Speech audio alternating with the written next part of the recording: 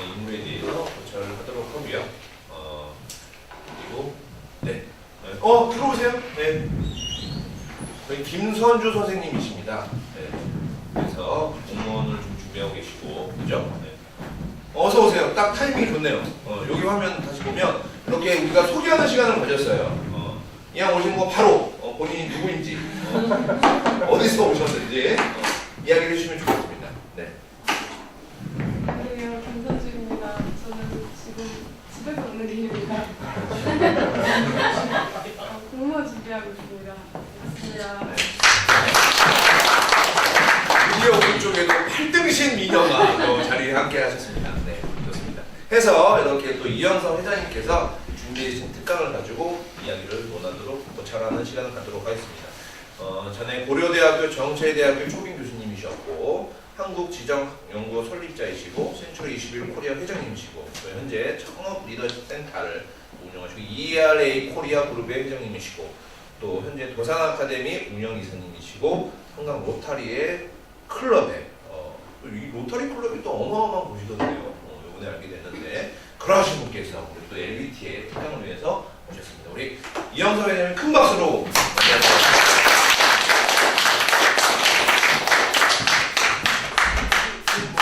자료 같은 거 없으시고요? 예. 네. 이건 뭐죠? 강의 자료. 강의 자료.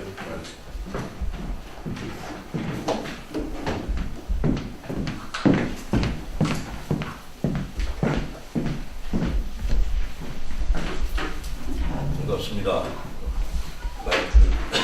마이크는 안 되고요. 네. 어차피 여기 공간이 자연스러운 분위기가 조성될 것 같아서 시간이 어떻게 되죠? 12시 반까지. 지금 11시간.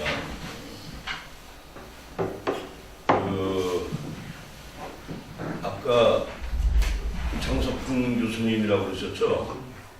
장석풍 교수님은 우리 지금 국민대학교 역사과 교수님이시면서 또 한국 독립기념관 있죠? 독립기념관에 한국독립운동사연구소 소장으로 역임을 하셨고 우리 독립운동 연구의 대가세요. 그리고 제가 고려대학교 정치외교학과에서 박사학위를 받았는데 심사위원이 박사학위는 5분이잖아요. 3분은 이제 전공하는 데 학교 교수님이시고 2분은 그 분야의 전문가를 모셔서 심사를 받게 돼 있어요. 그때 이 도산한청호 이분에 대한 연구는 역사학 그 다음에 교육학 쪽에는 연구가 많이 되어 있는데 정치학 쪽에서는 최초 논문이에요. 그래서 정치학과에서는 독립운동에 관한 과목이 개설이 안 되어 있거든요. 근데 마침 고대 대학원에서 장석훈 교수님을 초빙을 해서 독립운동사 강좌가 개설이 된 적이 있어요. 그래서 제가 매 학기마다 혹시나 해가지고 체크를 해봤는데 마침 개설이 돼가지고 장석훈 교수님 강의를 듣게 돼서 이 독립운동사에 대한 그 배경을 알아야 될 거 아니에요. 정치를 들어야 되고 그때 이제 뵌 분이시고 또 논문 심사를 아주 엄격하게 해주신 분이십니다. 근데 오늘 이런 게 있다라는 거 그냥 뭐 이렇게 얘기하다가 나왔는데 오신다는 거예요. 그래서 오시지 말라고 그랬는데 저기서 와 있다고 그러는데 저는 이제 저 나름대로 책 중심과 정치학과 리더십이 중심에 대해서 이제 제가 말씀드리는 게 오늘 주제니까 그거 외에 그 독립운동의 배경 있죠. 그런 거를 이따가 질의응답 시간에 질문하시면 아주 그냥 명쾌한 답이 나오시지 않을까라고 생각해서 한편으로는 잘 됐다라고 생각을 하고 여러분들이 복이 많으시구나 생각이 들었습니다. 그리고 이제 또 한 분은 잠시 이따 소개하기로 하고 어때 책들 좀 많이 보셨나요? 네. 근데 저자로서는 책을 구입해서 읽어주시는 게 저자로서는 되게 큰 고마움이라는 얘기는 많이 들었는데 한 번도 체험을 못했었거든요. 이게 첫 번째 책이라. 근데 여러분들이 이렇게 많이 읽어주시고 그 다음에 여기가 좀 정원이 30분인데 뭐 더 신청하신다는 분이 계셨는데 막 마감되시고 그랬다고 그래가지고 저는 미안하기도 하고 이런 게 정말 저자로서의 고마움이라는 게 이런 거구나 라고 느끼게 됐습니다. 그때 저한테 느끼게 해주셔서 감사드립니다.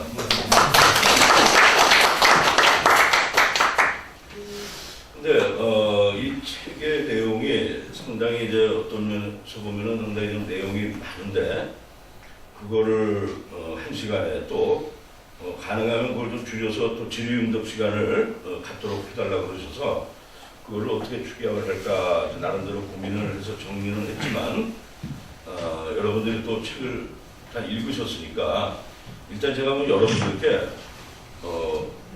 이제 저자인 이용석한테 뭐를 묻고 싶고 뭐를 듣고 싶은지 그거를 제가 먼저 한번 여쭤볼게요. 오늘 저한테 듣고 싶은 얘기.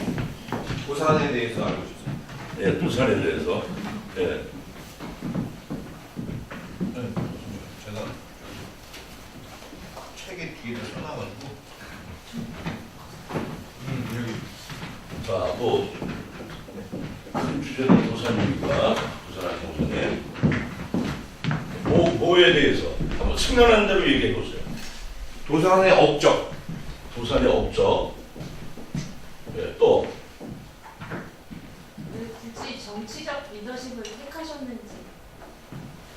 왜 정치적 리더십이라 했는지. 네.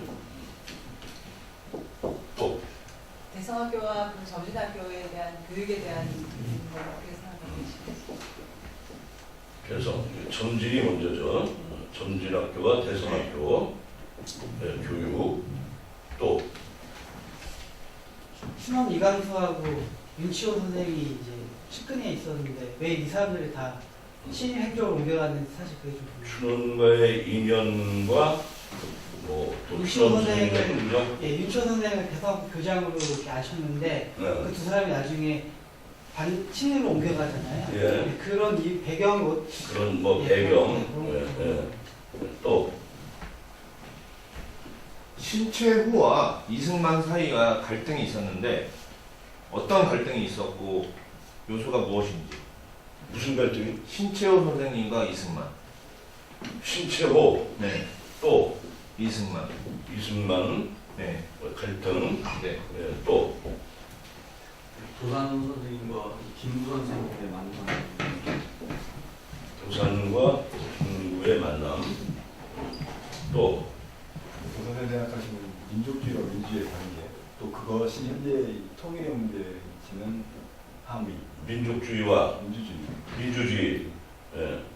그 현실적으로 이 통일에 대한 문제를 접근할 때 있어서의 아마 도산 선생님의 생각이나 우리의 예측이죠. 그런 함의가 무엇일지. 오늘의 주는 함이 네. 도산 선생님이 후기에 가면 이제 점진적 계몽에서 벗어나서 무력 항쟁 준비하게 되는 단계가 있는 것 같아요. 그런 실질적인 어떤 행위 같은 것들. 알겠습니다. 그리고 기타 흥사단의 업적. 흥사단의 없죠. 이쪽도 있으네. 이쪽도. 네, 이쪽. 여기 뭐 점진 대성 흥사단.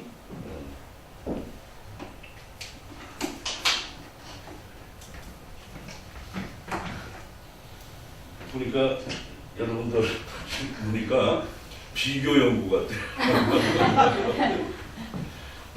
저는 이게 비교 연구가 아니라 박사학위 논문은 그러니까 이렇게 좁잖아요, 그죠?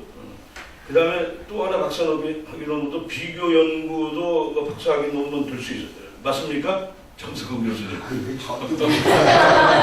스승님께 여쭤봐요. 근데 비교 연구라고 하면은 이제 뭐 두 인물이라든가 세 인물을 해가지고 전체적인 걸 해서 이렇게 비교하거든요. 근데 이거는 이제 비교 연구는 아닌데 중간중간에 이제 나오는 부분들은 있어요. 그러나 비교 연구가 아니기 때문에 뭐 깊게 다루지는 않아요.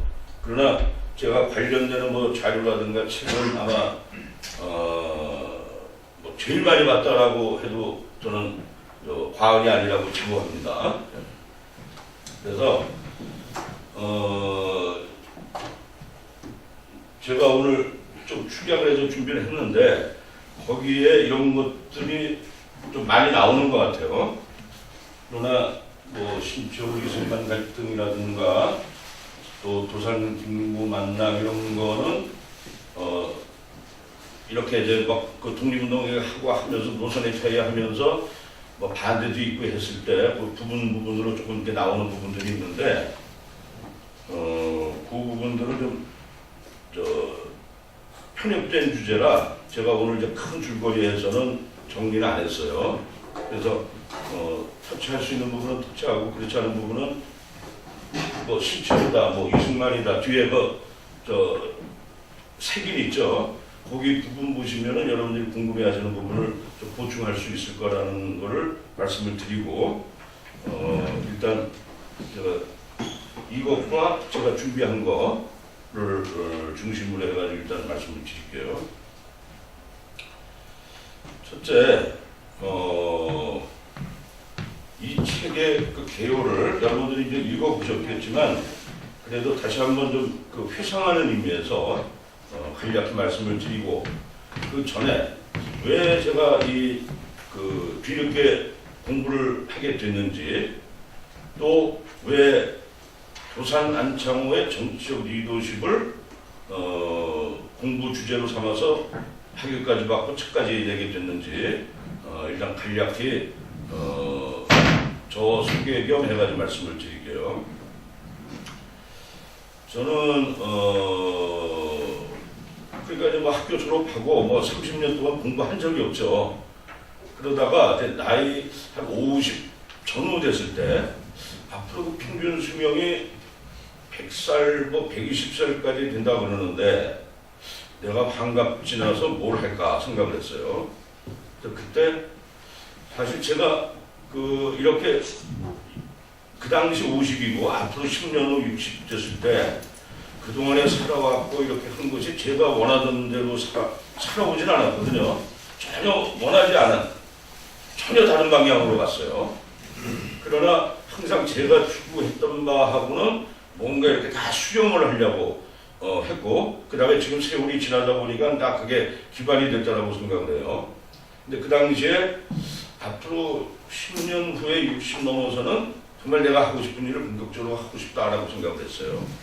그러려면 뭐부터 해야 될까라고 생각을 하다가 공부를 해야 되겠다라고 생각을 했어요. 우리는 이제 뭐 60년대, 70년대 공부를 했잖아요. 그러나 그 20, 30년 동안에 얼마나 과학 문명이고 사회고 문화고 얼마나 바뀌었어요. 그죠?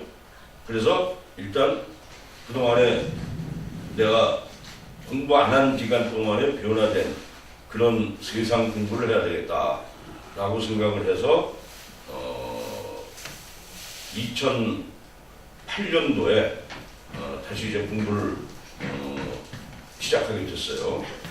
그러면서 이제 제가 생각하는 건 뭐냐면은 그 우리나라는 너무 갈등이 많잖아요. 그죠? 갈등이 많고 그냥 뭐 파벌도 많고 뭐 이래서 이거를 좀 뭔가 좀 통합하는 건 통합 리더십이 우리 사회에 있어야 되겠다.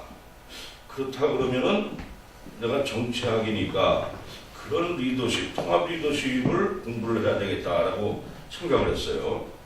그러다 보니까 학문적으로 링컨하고 만델라 이분은 정치학 쪽에서 통합 리더십으로 전형적인 인물로 이렇게 연구가 돼 있더라고요. 그런데 우리나라에 위대한 인물들도 많이 계신데 우리나라에는 그런 인물이 계실 것 같은데 한번 찾아보자라고 했어요.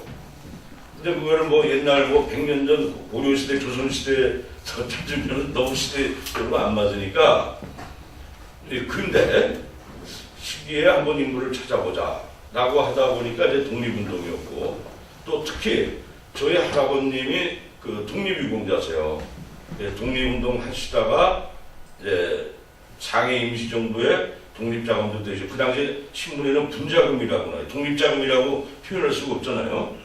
그래서 그렇게 하시고 해서 감옥에 잡히셔서 결국은 이제 고문당에서 순국을 하시고 그런 배경이 손자인 저한테 그런 게 이제 암암리에 있고 그래서 그런 독립운동 시기 그게 100년 전이면 그 당시에 시대적인 목표가 독립이라는 목표가 있었잖아요.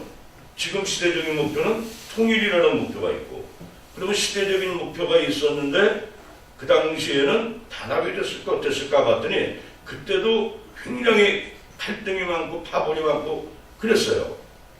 그리고 그거를 통합 리더십으로 이렇게 추구하고 주창했던 분이 도산 안창호 선생님이셨고 그래서 도산 안창호 선생님의 리더십을 공부를 하자. 그래서 100년이 지난 시대적인 목표는 있는데 계속 갈등이 있는 이런 어떤 해결책을 찾을 수 있지 않을까라고 생각을 해서 도산 안창호 선생님의 통합 리더십을 공부를 하게 됐고요. 그래서 그 논문의 개요, 그 책의 개요가 이렇게 봤더니 도산 안창호 선생님에 대한 역사학, 교육학 쪽에서는 상당히 연구가 많이 됐어요. 자료를 많이 발굴이 되어 있고 그런 것들이 이제 정치학 쪽에서는 하나도 도산 인물에 대해서 또 도산뿐만 아니라 다른 독립운동가들에 대한 정치적인 그 해석, 연구가 전혀 안 돼 있더라고요. 근데 마침 도산에 대한 이런 그 자료는 많기 때문에 제가 공부하고 그 논문을 쓰는데 큰 자료가 됐다는 것에 대해서 우리 역사학계 또 우리 교육학계 덕분이라고 생각을 하고 있어요. 근데 역사학 쪽에서 또 교육학 쪽에서 보면은 대부분이 이제 자료 발굴 아닙니까? 자료 발굴이고 그분들은 훌륭한 업적을 남기신 분들이니까 주로 다 좋은 얘기만 있겠죠. 그죠? 그래서 정치학은 뭐냐면 정치학은 이렇게 해석하는 거예요. 해석. 그 다음에 역사학은 자료를 발굴해서 이런 자료가 있고 사실을 팩트를 전달하는 거고 그러다 보니까 뭐 인간이니까 좋은 점도 있고 나쁜 점도 있겠죠. 그러나 개인의 성품을 떠나서 독립운동 하신 분들의 그런 업적은 당연히 좋은 거니까 기록에 남고 이렇게 되겠죠. 그러다 보니까 상당히 좋은 얘기만 있는 거예요. 그래서 예를 들어서 도산 안창호 선생님 하면은 흥사단의 4대 정신이라든가 또 리더십의 덕목도 어떤 일화와 사례를 통해서 전달을 하는데 선천적인 혜택이 주어지고 뭐 늠름한 체격의 성실한 성품, 탁월한 두뇌, 외운의 감, 대운명가, 하늘이 줘서 정직성, 인자한 마음 다 맞죠. 다 이런 분이라는 건 저는 공부하면서 분명히 확신합니다. 그리고 뭐 실천력, 효용력, 애국심, 조직력, 설득력. 근데 이거는 도산 선생님뿐만 아니라 다른 분들도 다 공통적으로 이렇게 돼요. 그래서 이런 것은 개인의 어떤 그 역량과 카리스마에 영향을 받아서 그거를 사실을 전하는 건 맞지만 그것이 정치적이라 그러면 어떤 권력관계, 국가를 새로 만드는 그런 거하고 연결이 돼서 성공을 했느냐 실패를 했느냐 이런 것을 보는 게 이제 정치학 쪽이고 역사학은 이제 그런 업적을 사실을 보는 건데 정치학 쪽에서는 그런 분석 연구가 전혀 되어 있지 않았어요. 그래서 저 나름대로 이런 정치적인 측면에서의 리더십을 발견해내고 그리고 우리 현 시대에 주는 합의가 뭔지 이거를 찾아봐야 되겠다라고 생각을 했어요. 그런데 도산 안창호 선생님은 여러분들이 탁 떠오르는 게 뭐예요? 아까 얘기했던 여러 가지 애국심이라든가 여러 가지 뭐 훌륭한 성품 굉장히 존경받는 그런 분이시거든요. 그리고 민족 지도자, 그 다음에 훌륭한 교육자, 많이 알려져 있어요. 맞죠? 그런데 도산 이분이 혁명가다, 정치가였다 라는 말은 별로 들어보지 못했죠. 그렇죠? 그러나 사실은 이분이 정치가였고 혁명가였어요. 왜냐? 이분이 추구하는 게 아까 민족주의, 민주주의 이렇게 하면서 뭐예요? 근대 국가를 창업하는 거였거든. 그죠? 공화민주정. 그죠? 그 당시에 조선이 멸망하고 막 이렇게 하면서 서양에서나 그 다음에 서양도 마찬가지예요. 다 왕정이 다 무너지고 그런 시대였잖아요.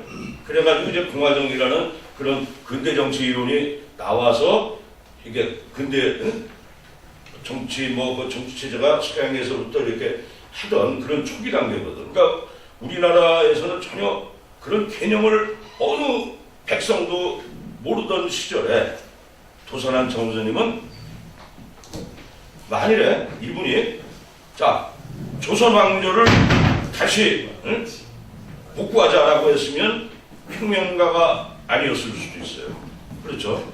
그러나 근대 공화정 체제를 갖춰야 된다라고 그런 목표를 가지신 분이에요. 그 전에 뭐냐? 독립을 이루어야 되겠다. 그 독립을 이루기 위해서 먼저 우리가 일치 단결을 해야 되겠다. 그래서 그 당시에 독립 노선의 차이도 많았어요. 무장투쟁해야 된다, 외교로 해야 된다, 계몽해야 된다.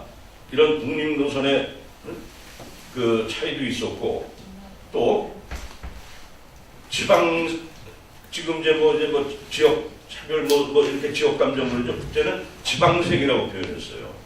지방색이라고 해서 그냥 서울 양반, 그다음에 충청도 양반, 또 경상도의 그 유생들 이렇게 있고 나머지 지역들은 그냥 상민, 천민 이렇게 취급을 하고 그렇게 해서 굉장히 그 지방색도 상당히 심했고 또 그 당시에 공산주의라는 게 이제 처음 태동이 됐잖아요. 그래서 공산주의라는 개념도 잘 모르면서 그냥 이렇게 프롤레타리아라는 용어도 잘 모르면서 못 사는 사람들 재산 나눠주고 하니까 이게 상당히 좋다. 이런 거 그러면서 그거를 독립운동하고 뭔가 연결해야 되겠다. 라고 하면서 그런 좌우 이념의 갈등 해서 여러 면으로 그 당시에도 갈등이 많았거든요. 그런 시절에 도산은 일단 합심해서 독립을 먼저 이루자. 그 다음에 어떤 국가를 창업할지는 그때 가서 논의하자. 라고 하면서 그분이 이제 계속 통합 리더십을 주창을 하신 거예요. 그래서 이 책은 이제 그런 배경, 그 다음에 거기에 대한 기존 연구가 있었다 없었다 그러니까 없더라. 그래서 그 다음에 그런 도산의 정치적 리더십을 분석하기 위한 분석 툴이 있어야 되겠죠. 그래서 마키아벨리, 또 막스 베버, 고전 리더십이죠. 그 다음에 현대 리더십으로 제임스 미클리고 번스 이런 세 대학자들의 리더십 이론을 이렇게 접목을 해서 카리스마, 비무장, 변환 리더십이라는 모델을 만들어서 그 모델을 가지고 도산뿐만 아니라 우리나라에 독립운동하신 다른 분들의 그 정치적 리더십도 분석할 수 있도록 또 우리나라 독립운동가뿐만 아니라 그 다음에 아시아, 아프리카, 아랍 거기도 민족주의 그 다음에 식민지 이 상황에서 독립을 해야겠다는 그런 독립운동가들도 많았죠. 그런 거를 다 같이 연구할 수 있는 그런 분석틀을 이제 만들어서 이제 연구를 시작하게 된 거예요. 그러다 보니까 도산이 그러면 어떻게 해서 그런 민족 정신을 갖고 독립운동을 하게 됐는지 그런 생각을 갖게 된 성장 배경도 연구해야 되겠죠. 그리고 또 그분이 실질적으로 또 어떤 업적을 남겼는지 그 다음에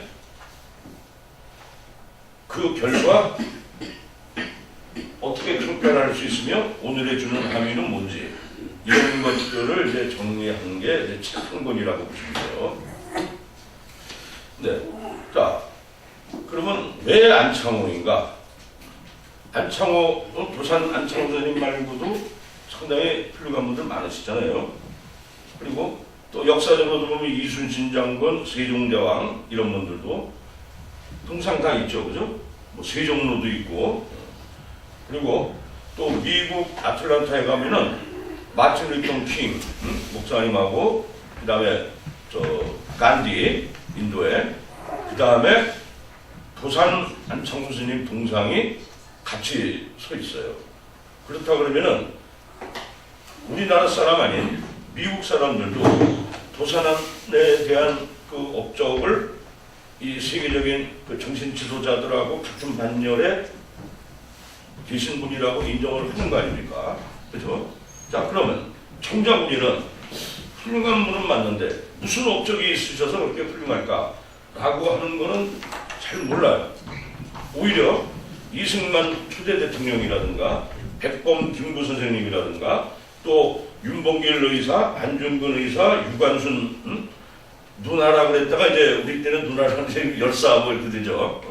이런 분들에 대해서는 잘 아는데 정작 도산 안창호 선생님은 훌륭한 분인 건 맞는데 구체적인 업적이 잘 안 드러나 있어요. 그래서 그런 거를 좀 더 우리가 좀 더 제가 알아야 되겠다. 그리고 그런 걸 좀 많이 알려야 되겠다. 라고 생각을 해서 그런 쪽으로 많은 공부를 해왔어요. 그리고 아까 이제 도산은 정치가고 혁명가라고 그랬잖아요. 이 도산 안창호 선생님이 자신을 스스로 나는 혁명가라고 그러셨어요. 그리고 또 민족혁명 있죠. 민족혁명, 독립운동 이것이 혁명운동이다 라고 하셨고, 그래서 또 그 이후에 새로운 나라를 건설하는 거 이런 것도 혁명이다 라고 하셔서 동지들을 혁명동지, 그리고 연설을 하실 때도 우리가 민족혁명에 동참을 해야 된다 라는 그런 연설을 많이 하셨어요. 그리고 도산 자신뿐만 아니라 다른 분들도 도산은 조선민중의 지도자, 한국 독립운동의 지도자, 한국 혁명지사, 한국 혁명영수, 또 대통령감이라고들 그 당시 시대에 계신 분들이 많이 추앙을 하고 추대를 했어요. 그 중에 한 사람이 누구냐면 김일성. 그거 혹시 알고 계셨던 분? 김일성 회고록에 세기와 더불어에 보면은 거기에 이런 제목이 나와요. 소제목에 안창호의 시국 대강연. 그 소제목 챕터에 보면은 김일성은 그때 어렸을 때 도산 안창호 선생님의 연설을 듣고는 앞으로 독립이 되면은 우리나라 대통령을 뽑을 때 도산 안창호 선생님 같은 분이 대통령이 되셔야 된다. 그리고 나는 도산 안창호 선생님을 찍겠다 라고 했던 것이 김일성 회고록에 나와 있어요. 그래서 이런 것이 뭐 지금 나올 얘기도 아니고, 또 만일에 도산이 해방 이후까지 살아계셨다면 어땠을까? 라는 거는 역사의 가정법은 없다라고 해서 학문적인 연구의 소재는 들 수는 없지만 우리끼리는 한번 생각해 볼 수 있겠죠. 그죠? 만일에 이분이 1938년도에 돌아가셨거든요. 해방되기 7년 전에. 근데 만일에 해방 이후에 살아계셨다면 이분이 초대 대통령 되셨을 수도 있죠. 그렇죠? 또 그랬을 수도 있지만 백범 김구 선생님처럼 암살당하실 수도 있고, 그죠? 그래서 이거는 이제 뭐 참고로 말씀을 드리는데, 그 내가 이제 학교 때 그 미국 대통령학이라는 그 과목이 있어요. 그 과목에 위대한 대통령으로 남는 경우 있죠. 그게 위대한 업적을 뭐 남기고 이런 것도 있는데 또 하나 이유가 있어요. 그거 혹시 뭔지 아시는 분? 암살되는 암살. 난 그거 놓고 깜짝 놀랐어요. 근데 그게 사실 역사적 학문적으로 그게 연구가 되어 있는 거예요. 그래서 만일에 도산도 선생님께서 초대 대통령이 되셨다든가 아니면은 정적에 의해서 암살을 당했다든가 또 해방 이후에 여러 가지 권력 다툼과 이념 다툼이 있었잖아요. 거기서 어떤 업적을 남기셨던가 그러면은 그 이후에 지금까지 아마 큰 인물로 숭앙되고 연구도 많이 돼 있었을 텐데 이분이 그 전에 돌아가시는 바람에 그런 연구가 이제 거의 좋은 쪽으로 자료는 많이 남아 있고 그런 쪽으로는 연구가 잘 안 돼 있어요. 그래서 정착 쪽에서 보면은 이승만, 김구 이 두 분에 대한 연구는 많이 돼 있는데 정작 도산과 다른 분들에 대한 연구는 별로 잘 안 돼 있어요. 그런 걸로 봐서 내가 좀 드린 말씀이 좀 공감이 되죠. 그죠?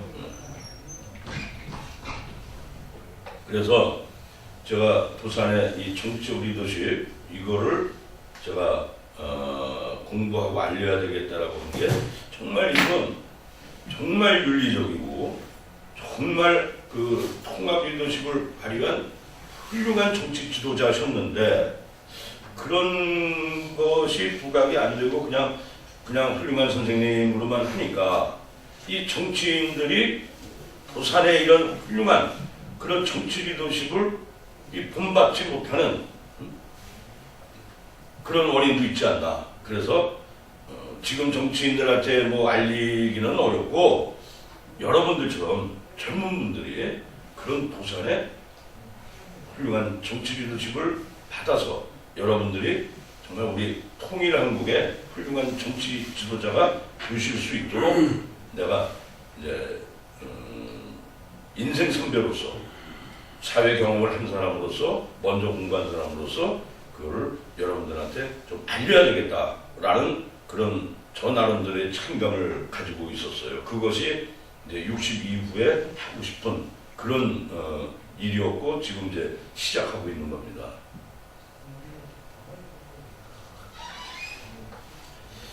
자, 그러면 이 도산이라는 분, 또 다른 어떤 위인들도 그래요. 어떻게 해서 그런 선각자적인 생각을 가지게 됐고 또 그런 업적을 남기게 됐는지 그거 궁금하잖아요. 그죠? 그러면 항상 어느 인물의 리더십을 연구를 하다 보면은 항상 어린 시절부터 나와요. 어린 시절부터. 그래서 이 도산 선생님은 1878년에 평안남도 평양이라고 보시면 돼요. 거기에 조그만 그러니까 우리 저 서울 한강 있죠? 거기에 뭐 밤섬처럼 있는 평양에 조그만 대동강에 있는 도용섬이라는 거기서 이제 태어를 나셨는데 조상이 어느 분이시냐면 고려 시대에 유학의 대가이신 안유 선생님의 종손이세요. 그래서 굉장히 유교적인 가정은 뭐 농사짓고 해가지고 경제 사정은 안 좋았지만 상당히 그 유학의 종손이라는 그런 어떤 선비로서의 자긍심이 있었고 또 아버님이 일찍 돌아가셔가지고 할아버님한테 엄격한 교육을 받았어요. 그래서 굉장히 어떤 그 유교적인 그런 윤리의식을 받아서 그게 좋은 점은 있었지만 도산 이분은 굉장히 유교 이거를 싫어했어요. 그래서 좋은 건 좋지만 이게 그러니까 어렸을 때 할아버님한테 너무 엄하게 자라다 보니까 이게 지금 우리 자라나는 청소년들한테 이게 좋은 게 아니다 라고 해서 무정한 사회, 유정한 사회 해가지고 연설을 통해 가지고 우리의 젊은이들은 이제 이건 이제 연세 드셨을 때 얘기죠. 우리의 젊은이들 그다음에 우리의 어린이들을 좀 더 자유롭게 따뜻한 부모의 정을 나누면서 이렇게 키워야 된다라고 많이 연설도 하시고 그랬거든요. 그래서 굉장히 유교적으로는 좀 반대를 많이 했어요. 좋은 거는 취했지만. 그래서 아마 이분이 조선 왕조 그걸 다시 복구하자가 아니라 새로운 공화정치를 들여오자라고 주창한 그런 배경이 하나고, 또 하나는 이분이 어린 시절을 그렇게 보내고 16살에 어느 분을 만나요. 어느 분을 만났는데 필대연이라는 4살 위에, 그러니까 뭐 이제 16살이니까 뭐 19, 20 정도 됐겠죠. 어느 청년을 만나는데 그 청년이 이 도산의 멘토가 되는 거예요. 그래서 이 필대연이라는 분은 젊은 나이지만 중국에서 공부도 했고 많은 공부를 했던, 그리고 굉장히 민족 의식이 굉장히 투철했던 분이에요. 그런데 이분에 대한 자료와 기록은 별로 남아있는 게 없어요. 그냥 도산 선생님을 통해서 이분을 만났는데 이분의 영향을 많이 받았다. 그리고 이분은 이런 분이다. 라고 그렇게 도산 선생님을 통해서 알려졌지, 그 외의 거는 별로 잘 안 알려져 있어요. 그래서 이 필대은 그 멘토를 통해서, 아니 왜 그 일본이고 청나라 중국이고 왜 남의 땅에 와서 싸우느냐, 이런 것도 문제의식을 이분한테 알게 되고, 그리고 이거는 우리가 힘이 없는 까닭이다, 이런 것도 이분을 통해서 알게 되고. 그런데 안타깝게도 이분이 그냥 젊은 나이에 돌아가셨어요. 그리고 도사는 이제 좀 더 뭔가 학문을 배워야 되겠다 하고 무작정 한양으로 와요. 필대는 그 멘토의 영향을 받고. 그래서 뭐 학비도 없이 아무것도 없이 뭐 노잣돈도 없이 그냥 왔는데, 서소문에서 중 따라랑 따라랑 이렇게 하면서 저기 우리 부사의 학당에 오면은 먹여주고 입혀주고 공부 가르쳐준다라는 거예요. 그게 바로 이제 부사의 학당이고, 지금의 세문안교회가 그 전신이에요. 말하는 선교사가 선교할 목적으로, 이제 옛날에 많이 그랬잖아요. 그렇게 해서 도사는 기독교에는 관심이 없고, 일단 먹여주고 재워주고 그 다음에 신문물을 가르쳐준다니까 라고 해서 거길 들어가게 돼요. 그런데 하다 보니까 이제 신문물도 알게 되고, 또 기독교의 그런 경천애인, 애기에타 이런 사상도 알게 되고, 그렇게 해서 도산이 그런 유교적인 거 일부, 그 다음에 반유교적이면서 이런 근대 문명을 받아들이고, 그 다음에 기독교 사상 이런 것들이 종합적으로 형성이 돼서 이 도산의 어떤 이제 민족 의식이 이제 싹트기 시작을 해요. 그러면서 이게 고향을 봤더니 이거 청일전쟁, 청나라하고 일본이 와가지고는 싸우면서 우리 고향 주민들이 다 죽고, 그 다음에 가옥이 파괴되고, 이런 거를 이제 실제 그걸 보게 되는 거예요. 그래서 이 사춘기에 이 도산이 막 그때 이제 울분 이런 거를 느끼면서 더욱 이제 민족 감정을 더 강화시키게 되고,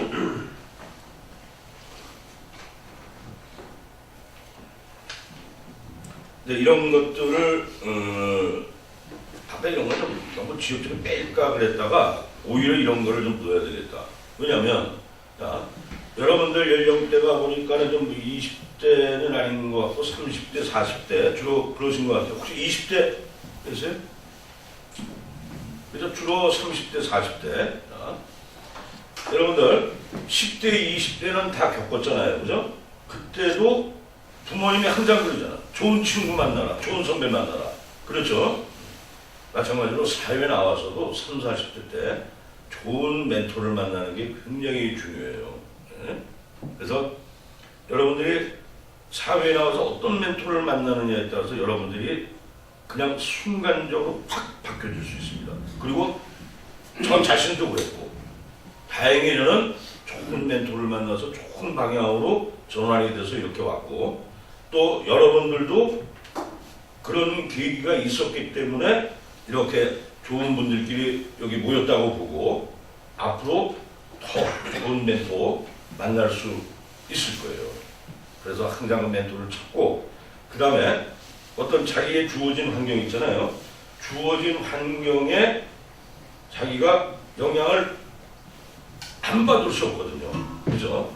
그래서 좋은 환경도 있지만 어려운 환경 속에서도 그런 도산, 이 사춘기의 도산은 고양이의 참혹함을 보고서 그거를 뭔가 자기의 에너지 발산하는 출구로 삼았잖아요. 그래서 어떤 난관이 있을 수도 있고 좋은 일이 있을 수도 있지만 여러분들이 그런 환경을 여러분들 걸로 잘 만들어 보시라는 그런 메시지를 전하는 데 중요할 것 같아서 해야 되겠다라고 생각을 했어요. 그 다음에 이제 도산이 이제 구세학당을 졸업을 하고 이제 접장으로서 이제 말하자면 이제 조교죠. 조교로서 학생들 후배들을 가르치고 하면서 굉장히 탁월한 그런 리더십을 발휘했어요. 그런 것이 학생 기록부에 나와 있어요. 그 이제 영어 선생님이니까 밀러 선생님이라든가 해가지고 그 평양에서 온 그 소년 안창호 뭐 이렇게 해가지고 굉장히 탁월한 리더십이 있고 그런 기록들이 있는 걸로 봐서 이 도사는 이 어렸을 때 젊었을 때도 그런 아까 얘기한 여러 가지 요인을 영향을 받아서 상당히 리더십이 형성이 됐고 또 선천적인 것도 있었으리라고 봐져요. 그래서 이때 구세학당 졸업했을 때 독립협회가 생겨요. 그리고 만민공동회가 생기고 그래서 이 젊은 도사는 만민공동회에 나가서 연설을 하는데 그 명연설로 인해 가지고 쾌재정 그 연설 있죠. 뭐죠? 쾌재정 연설이? 네, 쾌재정. 지역 이름이죠. 네, 그 평양에. 평양의 쾌재정에서 청년들을 모시고 데리고 도산이 첫 연설을 하게 되고 네. 그게 배경이 시작이 된 게 도산의 그 이제 쾌재정 연설도 있고 만민공동회 연설도 있고 그것이 그러니까 한 번만 한 게 아니라 쾌재정 연설은 뭘로 유명해요? 그게 연설문이 아닌 기록이 나와 있진 않고 이런 내용이다라는 것만 이제 전해져 오는데 그게 탐관오리들을 갖다가 집타하는 거예요, 그죠? 그래서 그 탐관오리가 스스로 제가 벼슬길 내놓고 뭐 이렇게 하고 그다음에 그 백성들이 그냥 우려와 같은 박수를 보내면서 이 도산 이 청년의 명성이 쾌재정 연설 그다음에 만민공동회 연설을 통해 가지고 전국 각지로 굉장히 유명하게 돼요. 당시 때 그러면 도산의 나이가 어떻게 됐습니까? 쾌재정 때 연설. 그때 이제 20살. 20살 때. 20살 때. 그래서 그때 이 독립협회의 그런 독립을 그러니까 막 그 이제 독립운동 일종의 독립운동이지만 계몽운동과 마찬가지거든요. 그때 이 도산뿐만 아니라 뭐 이승만, 신채호 그다음에 또 이동영, 김동영 뭐 이런 분들이 다 같이 했어요. 다 같은 또래. 그런데 그 기록에 보면은 이분들이 너무 과격한 13인 그리고 이 이름을 밝히지 않은 13명에 대해서 이 신용화 선생님은 소장 신진파로 주명했던 21명을 꼽는데 여기에 몇 사람이 연령적으로 들어가면 이동영, 이동휘, 이승만, 안창호, 여기 신채호 이분들이 상당히 과격한 소장파로서 이렇게 지목이 돼 있었대요. 의열당과는 상관없습니까? 뭐 의열단은 이제 총쏘고 이러는 거고, 이거는 이제 행동이라든가 또 이 말 표현이라든가 이런 것들이 상당히 과격한 그런 소장파였다 라는 기록이 있어요. 그래서 결국은 독립협회가 강제로 해산이 되죠. 그래서 감옥 갈 사람들 감옥 가고, 근데 도사는 이때 자기가 뭔가 그 구국 일념에 또 국민 계몽을 하고자라는 그런 청래 뜻을 품고 활동을 하다가 독립협회가 해산되는 바람에 이제 첫 실패를 맛보는 거예요. 이거는 도산의 실패뿐만 아니라 그 당시에 젊은 청년들이 첫 정치 활동이면서 첫 실패를 보는 거예요. 그래서 도산이 고향 평양으로 가서 이제 점진학교를 세워요. 그래서 거기서 이제 교육 계몽 활동을 하다가 뭔가 내가 더 배워야 되겠다라고 생각을 해서 미국 유학을 결심을 하게 돼요. 그때 이혜련 여사 부인하고 그때 같이 결혼을 하고 22살에 미국 유학을 떠나게 돼요. 그때 호가 생긴 거죠? 도산호가. 네? 도산이라는 이름. 도산호는 이제 나오기 일보 직전. 한 두 달 후면 나와요. 그렇게 해서 인천에서 배를 타고 이제 쭉 망망대해를 가는 거예요. 그래가지고 이제 하와이, 최종 목적지는 샌프란시스코인데 하와이 거쳐서 이제 또 뭐 기차 타고 막 가잖아요. 한 두 달간 50일, 60일 쭉 가다 보니까 저기 조그만 섬이 하나 보이는 거예요. 그래서 그 섬을 보고 굉장히 그 아주 깊은 감회해졌어요. 그냥 망망대해 있다가 그러면서 이분이 깨달은 게 나도 우리 민족의 이 험난한 이 파도 있고 하는 이런 험난한 우리 상황에서 내가 그런 조그만 섬이 돼서 그런 안내해주는 역할을 해야 되겠다라고 해서 내 호를 도산이로 짓겠다라고 그때 배 안에서 결심을 하게 되는 거예요. 스스로 호를 정한 겁니다. 스스로. 근데 그거는 조금 논란이 있는데 도산 스스로 그분이 그렇게 말씀을 하셨으니까 그걸로 정설이 되어 있는데 또 다른 주장을 하는 분들이 있는데 뭐 그거는 본인이 그렇게 하셨다니까. 그래서 도산은 그 미국 유학을 가는 게 왜 갔냐면 내가 교육학을 공부를 해서 그 다음에 우리 국민들을 깨우쳐야 되겠다라고 하는 그런 목적을 가지고 갔는데 하다가 이제 도산이라는 호도 이제 자기 결심을 표현해서 이렇게 했잖아요. 근데 중간에 이제 공부를 포기하게 돼요. 그게 뭐냐면 그 길 가다가 보니까 이 조선 사람이야 한국 사람들이 막 상투를 잡고 막 싸우는 거예요. 근데 보니까 이제 임삼장수들이 부역 싸움 하는 거야. 그다음에 거기 있는 미국 사람들은 보니까 이게 그냥 미개인 나라 후진국 사람들이 싸우는 이런 거 그냥 손뼉을 치면서 웃고 있고 이때 도산이 느낀 게 내가 교육학을 공부해서 고국으로 돌아가서 계몽 활동하는 것보다 현실 여기서 내가 할 일이 더 중요하다. 지금 발등에 불이 떨어졌구나. 라고 하고서 공부를 미루고 거기 미국에 있는 우리 1세대 이민들이죠.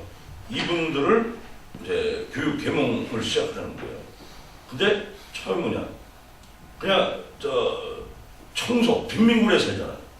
그거를 청소하고 꽃 심고 이렇게 하는 거. 그래서 그 다음에 도산이 이렇게 보면 항상 청결을 평생 동안 독립운동을 하시면서도 항상 그걸 강조하시고 그랬어요.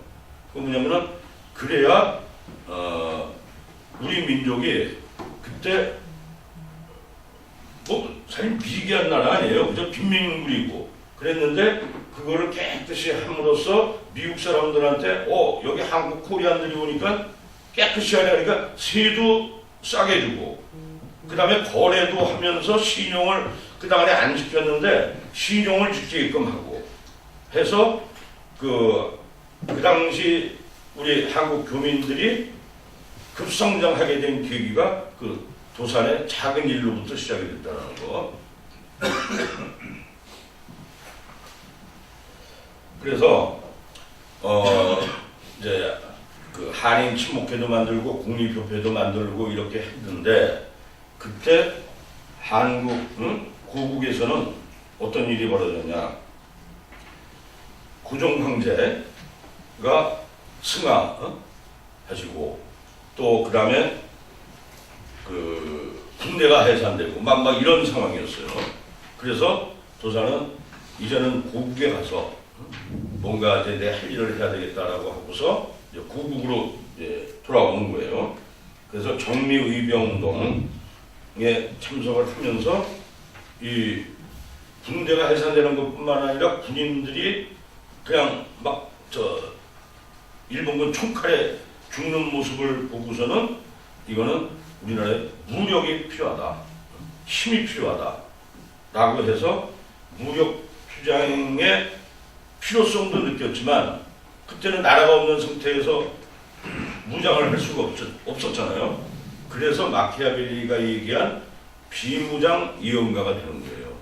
근데 마키아벨리가 얘기한 건 뭐냐면은 반드시 새로운 국가를 건설할 때는 무장한 예언가만이 성공한다. 어떠한 역사에도 비무장한 예언가는 성공한 적이 없었다. 라고 마키아벨리가 그랬어요. 그리고 모든 지금까지 역사로 봐서 그 마키아벨리의 그 이론이 맞다고 보고, 그러나 이 도산 선생님을 그런 잣대로 본다면 실패한 비무장 예언자라고 볼 수 있지만, 그러나 그거는 나라가 없는 상황이었고 어쩔 수 없었어요. 그래서 하드 파워, 소프트 파워 있는데, 하드 파워는 이제 무장한 이런 거를 주로 생각을 하지만 도사는 힘이라고 한 게 이 무장한 군사력도 힘이지만 우리가 우리 민족이 갖는 그런 교육이라든가 이 계몽이라든가 그 다음에 독립에 대한 열이라든가 이런 것이 또한 하드 파워라고 보고, 그런 측면에서 도사는 우리의 그 힘을 키우기 위해서 이제 신민회도 만들고 청년회도 만들고 그 다음에 대성학교도 만들고 여러 가지 이제 활동을 하던 차에 안중근 의사 이제 사건이라고, 그리고 그 당시에 또 일본의 제국주의 이게 강화가 되면서 한국에서는 독립운동을 더 할 수 없다라고 하고서 중국 망명을 했잖아요.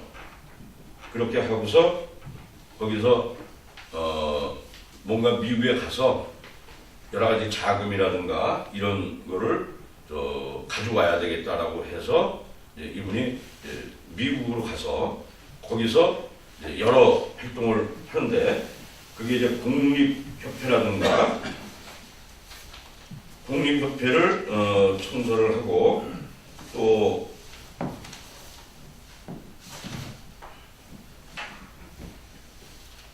미주 한인사회를 개척을 하고 통합을 하고 하는 활동을 한 다음에 다시 이제 그 3.1운동이 이제 발생이 돼요. 그래서 그때 임시정부가 상해도 있었고 한성에도 있었고 연해주에도 있었어요. 그래서 이 도산이 이 임시정부를 통합을 해야 되겠다. 그렇게 하고 또 상해 임시정부의 초청을 받아서 이제 상해로 이분이 오시게 돼요. 그랬는데 이제 거기에 이 기존에 독립운동 하던 그런 분들의 어떤 파벌이 있고 뭐 아까 얘기한 지방색 이런 것 때문에 도저히 안 되는 거예요. 그래서 단순히 일단 그 상해 정부가 프랑스 조계지에 있기 때문에 독립운동을 하기에 안전하고, 그 다음에 연해주, 얘는 이제 우리 교민들이 많잖아요. 근데 거기 국민대표 회의라는 게 있어. 그래서 거기를 통합을 해서 같이 상해하고 이제 하기로 했는데, 이승만 이분이 그 대통령이라는 명함을 막 해외 막 하고 다니는 거예요. 그리고 위임 통치 아니라는 걸로 이 정부의 임시정부의 공감대가 형성이 안 된 상태에서 이제 그런 이 사건이 있었어요. 그래가지고 굉장히 그 이승만 그 우남 이승만 박사에 대한 반감이 상당히 커서 이게 큰 걸림돌이 돼 있었어요. 근데 부산은 그거를 다 허용하자라고 해서 이승만 그분을 대통령으로 모시게끔 허용을 하고, 그것이 한성 정부의 정부 조직을 다 받아들이는 걸로 해가지고서 이제 결국은 다 합의가 돼서 통합 임시정부가 탄생이 됐어요. 그랬는데 이 도산이 그때 연설문에서 오늘 나의 기쁨은 극도에 달하여 마치 미칠 것 같다 라고 했는데, 그 기쁨은 헛된 기쁨이었고 임시정부 내부 분규는 오히려 그 이날부터 더욱 격파가 또 들어갔어요. 상하이 임시정부 말씀하시는 거죠? 네. 그래서 상하이 연해주 한성정부가 상하이 통합정부로 됐는데, 이제 탄생된 줄 알았더니 이제 또 거기서 분열이 막 일어난 거야.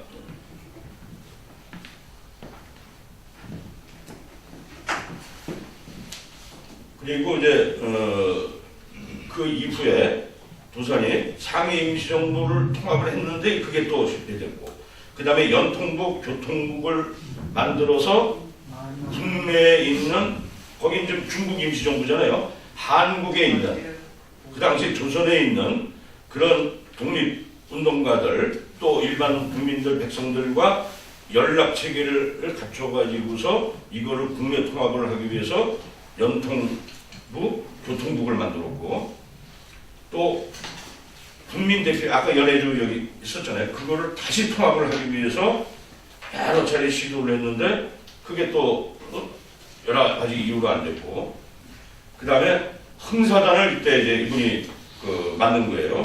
청년, 그 전에 만들었던 대성학교 학생들 중심으로 만든 청년학우에 이거를 발전을 시켜서 샌프란시스코에 흥사단을 창설을 하고, 이거를 원동, 거기서부터 먼 이렇게 동쪽, 이쪽 중국에 흥사단을 설립을 해서 이 러시아라든가 한국이라든가 아시아, 일본 이쪽에도 흥사단 조직을 확장을 하기 위해서 원동 위원회를 만들어요. 그리고 동명학원, 또 이상촌 건설을 해서 문화투쟁을 하고, 그 다음에 민족 대당 촉성운동을 해서 좌우의 그런 이념을 통합을 하고, 그 다음에 한국 독립당, 한국 유일당을 만들자, 독립을 하기 위해서. 그래서 그런 통합 이념의 기초도 만들고 이렇게 했었는데, 참 아쉽게도 그런 것들이 성공을 하지 못했어요. 그러나 이거는 도산이 능력이 부족해서가 아니라 도산 외에 어떠한 지도자가 했어도 그거는 그 당시에는 불가능한 상황이었어요. 왜냐? 국가가 없잖아요. 그죠? 자, 막스 베버가 우리 옛날 고등학교 때 배웠을 거예요. 그 권위를 이어받는 거 있죠? 세 가지. 전통적 권위, 합법적 권위, 카리스마 권위. 전통적 권위라는 거는 왕이 계승받는 거예요. 그죠? 근데 왕조는 이제 끝났잖아요. 합법적 권위라는 건 선거에 의해 가지고 되는데 나라가 없잖아요. 그러면 카리스마, 그 개인의 어떤 자질과 능력에 의해서 많은 사람들이 이렇게 수강하고 따라서 리더십이 형성이 돼서 개인에 의한 리더십이 형성이 되는 거거든요. 그 당시에 독립운동가들이 우리뿐만 아니라 어느 나라든지 다 그랬어요. 예. 그런데 그 카리스마 리더십의 한계가 아까 마키아벨리가 얘기했죠. 빈부장. 그러니까 성공할 수가 없죠. 새로운 나라를 만들 수가 없잖아요. 그죠? 그리고 또 맥그리거번스가 얘기한 변환의 리더십. 변환의 리더십은 뭔가 새로운 거를 만드는 게 혁명하고 새로운 나라를 만드는. 그런데 맥그리거번스가 그 변환 리더십하고 거래 리더십이라는 걸 두 가지를 내세웠어요. 자, 거래 리더십이라는 건 뭐냐면, 자, 변화는 그야말로 변형을 하는 거야. 거래 리더십은 그걸 같이 하는 추종자들이 있어야 되잖아요. 같이 뜻을 하는 동지도 있지만 이해관계에 의해 가지고서 같이 동조하는 사람들도 세력화해야 된다. 라는 것이 그런 거래 리더십이에요. 그런데 이런 것들이 그 당시에는 참 이루어질 수가 없었고 또 도산의 인품이 상당히 고고하고 훌륭하시다 보니까 그런 이 거래 리더십 이렇게 제도적으로도 어렵지만 그분의 성품으로도 하기는 상당히 어려운 인품이셨고 그래서 이러한 세 가지 원인 때문에 통합 리더십이 될 수가 없었어요. 근데 이거는 제 얘기가 아니라 학자가 연구한 게 있어요. 그게 뭐냐면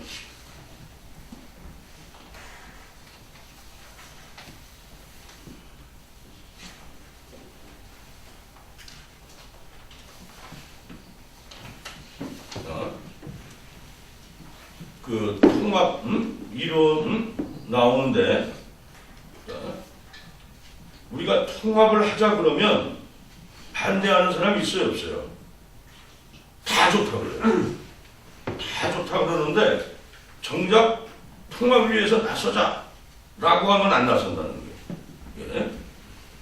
또 그 다음에 뭔가 이렇게 동참을 하자 라고 했는데 뭔가 대가가 없으면은 안 하고 그런 것이 어느 사회에서 통합이 안 되는 그런 이유다라고 학자가 사회학자가 만드는 그 정설이 돼 있어요.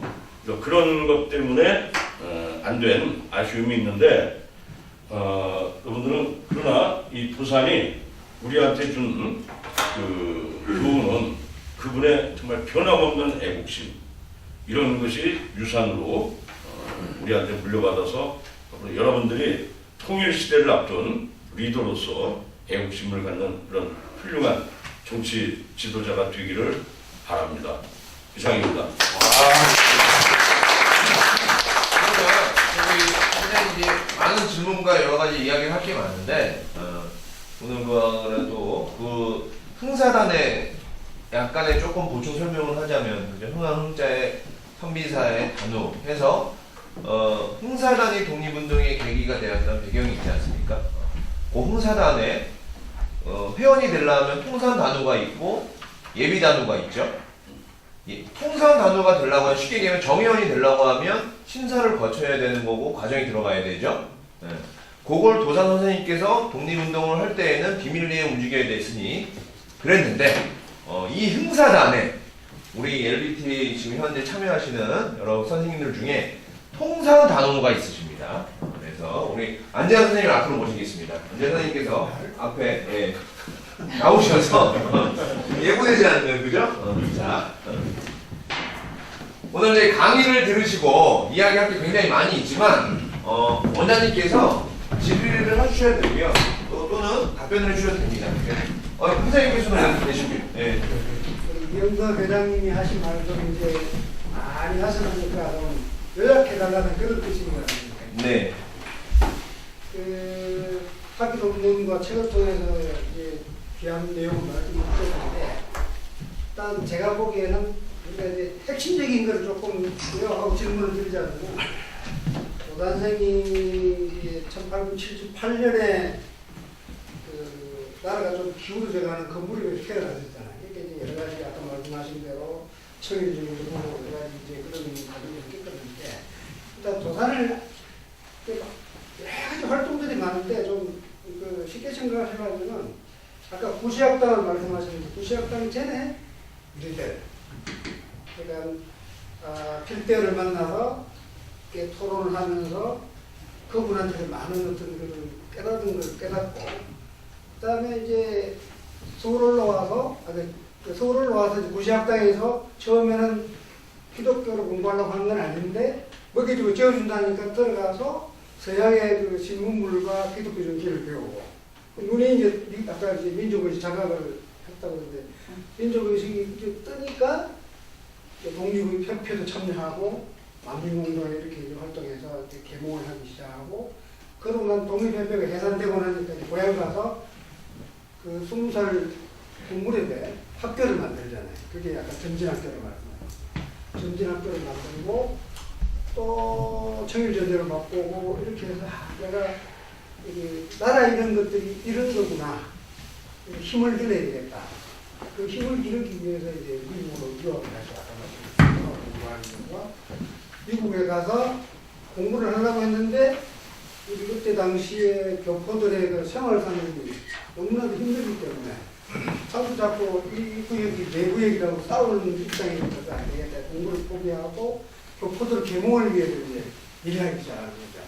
그래서 샌프란시스코 최초의 우리 한인단체, 한인친목회도 만들고 그것이 발전해서 공립협회, 함께 한다는 거 공자에다가 세운다. 그러니까 공립협회를 만들고 공립협회 또 공립신보도 만들고 공립협회가 확장이 돼서 국민회를 만들고 국민회가 확장이 돼서 대한민국민회를 만드는 그런 이제 일련의 조직을 통해서 우리 교포들의 그 생활상을 비롯해서 의식을 깨우치고 하는 게 국민회가 국민회 대한민국민회가 없었더라면은 대한민국 임시정부는 태어나긴 했어도 이렇게까지 오늘에 이렇게까지 있을 수도 없지 않습니까? 그래서 아까 가정이 없다고 말씀하셨죠. 국민의 역할이 굉장히 큽니다.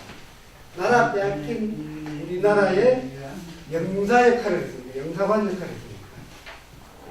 일본은 미국 정부에다가 우리가 일본을 대한민국을 한반도를 점령하고 있으니까 우리하고 이제 외교를 하라고 하는데 국민회가 강력하게 항의하고 그래서 미국으로부터 그 영사관계 어떻게 보면 망명정부 역할을 한 거죠.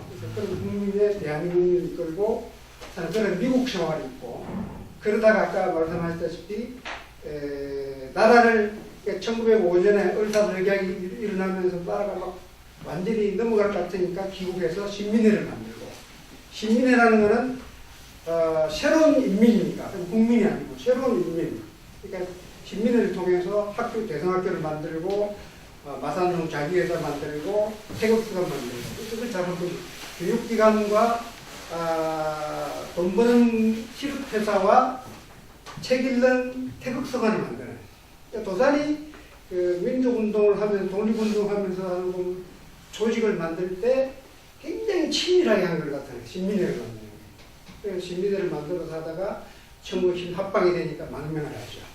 망명을 해서 미국 가서 흥사단 만들고 대한민국민회를 더 확장시키고 그러다가 1919년 항일운동이 일어나면서 대한민국민회의 총회장 자격으로 상해에 파견되는 거죠.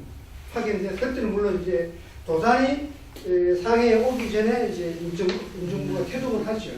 그때 이제 4월 11일 임정부가 퇴동하지만 도산은 5월달에 오니까 그때부터 시작한 게 아까 영석에서 말씀하신 대로 상하이와 한성 우리나라와 연해주 러시아에 있던 여러 가지 이제 정부가 있었는데 6개가 있었는데 그런 크게 3가지 정부를 통합하는 작업을 진짜 힘들게 해가지고 9월 달에 통합민주국을 퇴동을 시키죠. 그 정도 했으면은 당연히 우리 생각으로는 요즘 우리 정치권으로 보면은 대통령이나 뭐 국무총리를 해야 되는데 도산은 제일 말석인 노동부 총판이라는 자격으로 기구를 계속 그걸 하죠. 그때만 해도 이승만이나 이런 훌륭한 지도자들은 상하이를 안 왔죠. 그냥 막 그때 그래서 도산은 노동부 총판이라는 직책으로 차장들을 움직여서 차장들을 젊은 사람들을 젊은이들 젊으면서 이렇게 이제 임종부를 운영하면서 이렇게 하다가 결국은 아까 말씀하신 대로 좌우의 좀 그런 생각이 나기 때문에 거기서 이제 내가 계속 이 상태를 하겠다. 그래서 자기 책임을 느끼고 사퇴를 하죠.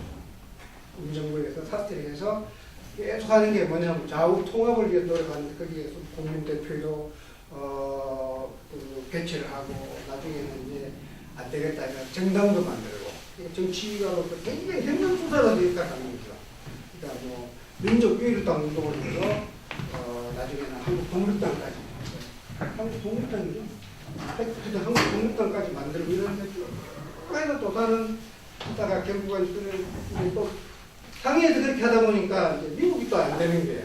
미국 가서 또 한 2년 동안 미국의 대한민국민회와 공사당과 또 멕시코 이런 지역의 활동을 또 보면 다시 또 상해에 와서 아까 제가 좀 먼저 이야기했던 그런 정당 운동을 해서 좌우 통합을 위해서 노력을 하죠. 그러다가 1932년 윤봉길 의사 유신공원, 항공공원 폭탄 사건으로 체포돼가지고 국내로 와서 국내에 들어오면 이제 완전히 발이 뛰니까 재판을 받고 감옥 생활을 하다가 그리고 두 번의 투옥 생활을 하다가 이제 1938년에 세상을 떠나죠. 나이 60이 안 돼서. 도산에 일하는 사람들을 통해 보면은 아까 말씀하신 대로 그동안에는 계량주의자 수양주의라는 그런 비판을 많이 받았는데 그때는 사실 70년대까지 자료가 별로 나오지 않을 때인데 그 이후에 이제 자료가 정보화되면서 많이 공개되고 하니까 특히 이제 장석공 박사님 같은 이런 분들도 많이 이제 연구를 하고 그래서 이제는 도산의 그런 계량주의자적인 수량주의자적인 그런 인물이 아니라 혁명적인 그런 활동들이 많이 나타나고 연구도 많이 하고 해서 요즘은 뭐 도산이 계량주의라고 이야기하는 별로 없지만 아마 70년대, 80년대만 해도 그런 우리가 이야기를 많이 들었죠. 도산은 사실은 이제 이영석 회장님 말씀하셨다시피 혁명수사다 하는 게 많이 생각하고 도산도 흥산도 처음에는 이제 인기훈련 이런 것들을 많이 강조했기 때문에 수련 기관으로 이렇게 많이 오해를 받게 됐는데 도산이 말씀한 이제 그 말씀을 보면은 흥사단은 혁명기관이다 이런 표현들도 있기 때문에 그런 게 많이 구축이 되고요. 그러면서 이제 도산의 삶에 대해서 또 이게 도미전 활동, 미국 가서 하는 활동, 다시 1977년에 들어와서 시민회 하는 활동, 다시 만명에서 미국 와서 하는 활동, 상해에서 하는 활동, 잡혀서 이제 물론 주사를 믿고 왔다 오지만 체포되어 국내에서 하는 활동 이런 것들을 생각하면은 될 것 같고요.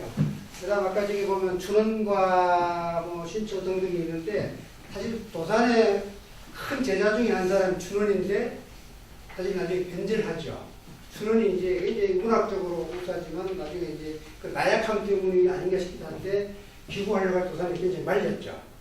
말렸는데 도산이 준 그 명령이 저희 말은 하라고 지시한 게 있어요. 그걸 국내에다 흥사단을 만들라. 그러니까 국내에는 흥사단이라는 조직이 아니고 수양 동맹회라는 그 동회라는 조직을 만들고 두 가지 서울과 평양을 만들어 합쳐서 동문회가 되고 수양 동문회가 되고 그래서 나중에 동문회가 되는데 그 역할을 하고 마지막에 변제하지만 도산이 가장 아꼈던 제자 중에 한 사람인데 가장 실망스러운 제자 중에 한 사람으로 되었죠. 윤치호도 사실은 왜 틀어내는 건 제가 잘 모르겠습니다. 윤치호도 대성학교 교장으로서 많은 역할을 했는데 나중에 변제를 하는 바람에 사실 그런 민족운동 하는 사람들 사이에 그런 게 있고요. 김구 선생은 사실은 이제 평양 그 평안도에서 같이 이제 하면서 상해 가기 전에 도산과의 친분관계, 같이 바뀐 친구가 있었는데 도산에 동생이 사실은 안지로 여자가 김구 선생 결혼할 뻔했는데 그 집안끼리 옛날에는 약혼을 하잖아요. 본인의 여자가 약혼을 했는데 결국 결혼을 못했죠. 못했는데 안지로 여사가 해방 후에 위성에 있을 때 아마 연맹위원장 했던 분이 김일성이가 이제 그걸 알고 불러서 이제 중책을 줬죠. 전국에 연맹위원장이고 중책을 주고 하니까 김구가 해방 후에 교담하러 올라갔을 때 사실은 안신에서 만난 적이 있었죠. 안대에서. 그럴 정도로 조선과 김구순이와의 관계는 굉장히 가까웠고 또 요동생활 그런 것도 있었고 하기 때문에 그래서 김일성 아까 자서전 이야기했지만 조선에 대한 김일성의 그 생각은 남다른 것 같아요. 공정과의 관계도 있고 또 하나는 사실은 왜곡된 부분도 있다고 들었는데 김일성 아마 자서전은 그렇게 있다고 들었는데 김일성인가 조선에 질문을 했는데 조선이 벌벌 떨었다. 사실은 이제 그거는 좀 다르죠. 바뀐 아버지 이야기 같은데 아버지 이야기 같은 그런 정도로 역사에 가정이 없다고 하셨지만 만약에 조선이라는 인물이 살았다는 어떤 의신에 이제 통일이 된다면은 조선이라는 인물을 매개로 한 어떤 그 화합 이런 건 가능하겠다고 생각해요. 이미 돌아가셨지만 우리나라도 조선을 존경하고 미국도 미국 사람들도 김일성을 비롯한 그런 분들이 이제 도산에 대한 얼마나 존경했는지 모르지만 도산에 대한 생각을 갖고 있기 때문에 다른 분들은 이제 생각의 차이가 있어서 잘 안 되겠지만 그런 측면에서 도산이라는 인물이 남과 북에 있어서의 활동 역할이 있겠다 하는 이런 생각하고요. 좀 좀 정리를 하자면은 우리 이영석 회장님께서 논문에서 이런 걸 읽으셨다겠지만 도산의 정치 리더십을 비무장 카리스마 변환 리더십이라고 하셨거든요. 하셨는데 한 가지 좀 이제 질문을 드리고 싶으면 이거는 도산과 동시대에 있었던 여러 독립운동가 정치 지도자가 있었는데 오늘날 우리 사회에서 이런 정치 지도자들 중에 조선처럼 비무장 카리스마 변환 리더십을 갖고 있는 유사한 그런 정치 지도자가 있는지 어떻게 있다면 어떤 그 역할을 했었는지 혹시 그런 연구를 하시면서 도산과 같은 그런 리더십 갖고 있는 분이 있다면 한번 좀 말씀해 주시면 좋겠습니다.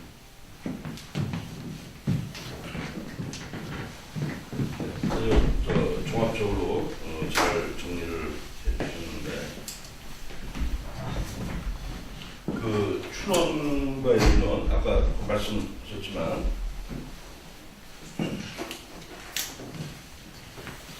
그 흥사단은 비밀 단체가 아니라 그거는 이제 그러니까 공개된 그런 단체로 표방을 했어요. 신민회는 결사조직으로 비밀 결사조직이었지만 그것이 이제 청년회의 전신이었고 그랬는데 이제 일제 압박이 이제 커감에 따라서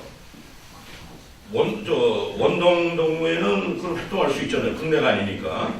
근데 국내에서도 흥사단이 조직이 되어 있었잖아요. 근데 그거는 활동을 할 수가 없기 때문에 그거를 수양과 비정치성을 표방하며 수양 동무회로 단체를 이제 위장을 했어요.